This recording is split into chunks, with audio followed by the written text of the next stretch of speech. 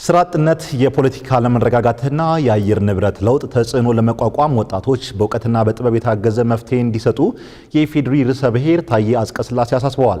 የፓን አፍሪካ ወጣቶች አመራር ጉባኤ በአዲስ አበባ መካሄድ የጀመረ ሲሆን ርዕሰ ብሔሩ በዚህ ወቅት ወጣት አመራሮች ተለዋዋጭ ለሆነው የዓለም ጂኦፖለቲካ የሚስማማ ሀሳብ ማሰብና ውሳኔ መስጠት ይጠበቅባቸዋል ብለዋል። ጉባኤውን ከትላንት መጋቢት 25 እስከ ነገ ወዲያ መጋቢት 27 2017 ዓ.ም የሚቆይ ሲሆን በጉባኤው ከንግግር ያለፈ እርምጃ የሚጠይቁ አጀንዳዎች ይነሳሉ ተብሎ እንደሚጠበቅ ተነግሯል። መክፈቻውን ዳግማዊት ደረጃ ተከታትለዋለች፣ እንደሚከተለው ታቀርበዋለች።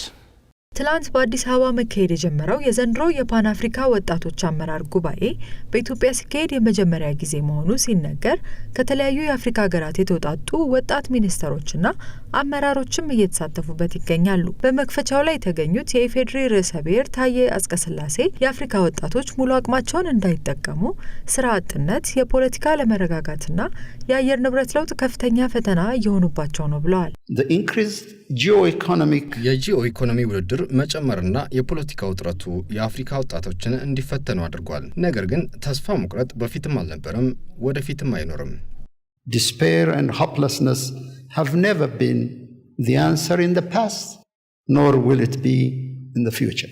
የጂኦ ኢኮኖሚ ውድድር መጨመርና የፖለቲካ ውጥረቶችም የአፍሪካ ወጣቶች እንዲፈተኑ ማድረጋቸውን የገለጹት ርዕሰ ብሔሩ ነገር ግን ወጣቶች በእነዚህ ውስጥም ቢሆን ተስፋ መቁረጥ እንደሌለባቸው አሳስበዋል። We cannot deny the many pressing challenges.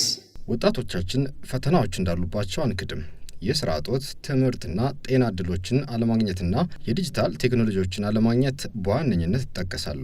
እንዲሁም የአየር ንብረት ለውጥ የሚፈለገውን ያህል ምርታማ እንዳይሆኑም አድርጓል። የፖለቲካ አለመረጋጋትና ግጭቶችም ቢሆኑ ለወጣቶች እድገት እንቅፋት ሆነዋል። Political instability and conflicts are also barriers to the advancement of youth.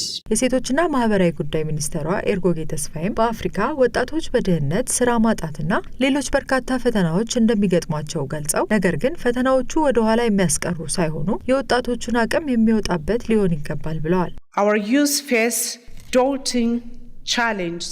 ወጣቶቻችን በርካታ ፈተናዎችን ይጋፈጣሉ።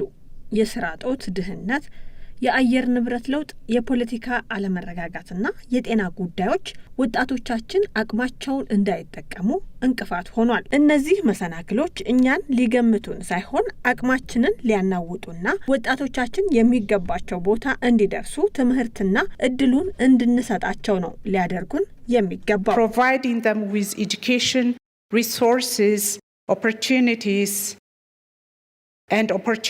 they so rightly deserve. አፍሪካ ወጣቶቿ የዛሬና የወደፊት እጣ ፈንታዎቿ ናቸው ያሉት ሚኒስትሯ አፍሪካውያን ወጣቶችን ማበረታታት እንደሚገባም ገልጸዋል። We are a continent. እኛ አፍሪካውያን የአህጉራችንን አቅም የሆኑትንና ዛሬና ወደፊቷን የያዙትን ወጣቶቻችንን እውቅና የምንሰጥና አቅማቸውን የምናጎላ አህጉር መሆን አለብን። የወደፊቷን የተረጋጋች አፍሪካ ለመፍጠር ቁልፉ ወጣቶቻችን ናቸው። Is the key to unlock a sustainable and prosperous Africa. በፈረንጆቹ 2030 የአፍሪካ ወጣቶች ቁጥር 1.5 ቢሊዮን ይደርሳል ተብሎ እንደሚገመት በመድረኩ የተጠቀሰ ሲሆን ይህንኑ ኃይል የሚመጥን የመሰረተ ልማትና የቴክኖሎጂ አቅም መገንባት ያስፈልጋልም ተብሏል። የአፍሪካ ቀጣይ ተስፋ በወጣቶቿ ላይ የተመሰረተ በመሆኑ ወጣት አመራሮች በፖለቲካና በኢኮኖሚ መስክ ተጨባጭ ውጤት እንዲያመጡ ስራዎችን መስራትና አዳዲስ ሀሳቦችን ማምጣት አለባቸውም ተብሏል።